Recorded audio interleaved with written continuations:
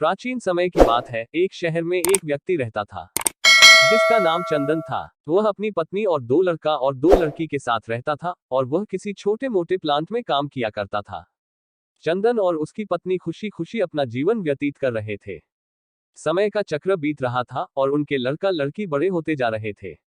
जब उसकी बड़ी बेटी कक्षा 5 में पढ़ रही थी, तभी एक दिन स्कूल की छुट्टी के समय जब वह लड़की सीढ़ियों से नीचे उतर रही थी, तभी पीछे से किसी लड़की से धक्के लगाने पर वह सीढ़ी से नीचे गिर गई, जिसके कारण उसके पैर में चोट आ गई। जब लड़की घर पर लंगड़ती हुई आई तो उसके पिता ने पूछा, क्या हुआ? तभी लड़की ने उन्हें पूरी बात बताई।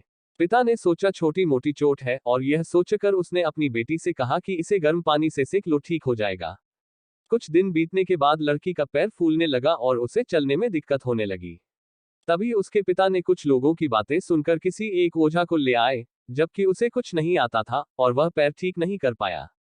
कुछ समय बीतने के बाद जब उसकी लड़की की हालत और ज्यादा खराब होती जा रही थी, एक दिन जब उसके पिता अकेले कहीं बैठे हुए थे तो वह मन ही मन सोच रहे थे कि क्या करें। तभी सोचते सोचते उनके दिमाग में आया, क्यों ना डॉक्टर से दिखाया जाए। तभी दूसरे दिन वह अपनी लड़की को लेकर वहीं पास के अस्पताल में जाते हैं।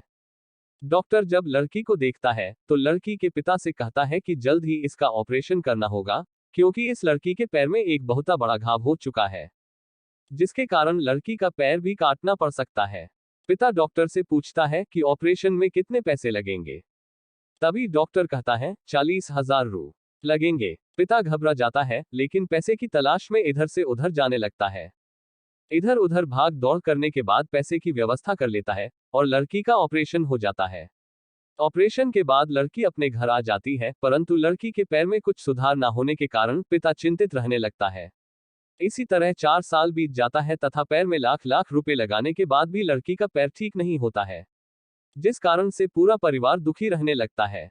कुछ समय बीतने के बाद लड़की का विवाह हो गया और लड़की के जीवन में खुशहाली आ गई।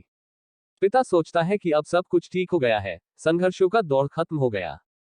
परंतु किस्मत को कुछ और ही मंजूर था।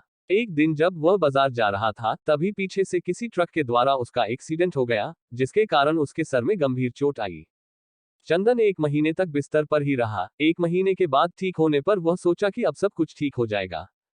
तभी उसकी पत्नी का स्वास्थ्य खराब होने लगा और वह बीमार पड़ गई।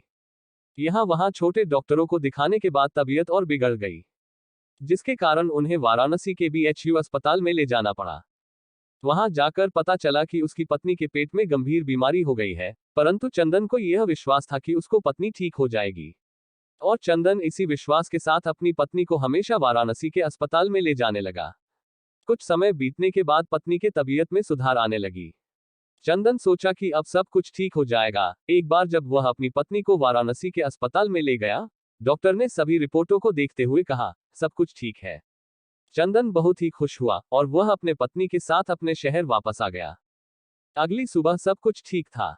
चंदन का बड़ा और छोटा बेटा दोनों स्कूल चले गए और चंदन अपने काम पर चला गया। बड़ा बेटा स्कूल में सोच रहा था कि चलकर माँ से कुछ बातें करेंगे, तभी 11 बजे उसका मित्र आता है और कहता है कि चलो तुम्हारी माँ की तबीयत खराब हो गई है। बड़ा बेटा दौड़ता हुआ अपने घर की तरफ आता है, तब तक बहुत देर हो गई होती है, उसकी माँ की मृत्यु हो चुकी होती है। बेटा माँ को देखते ही फूट फूट कर रोने लगता है और वह अपनी माँ का अंतिम संस्कार करता है।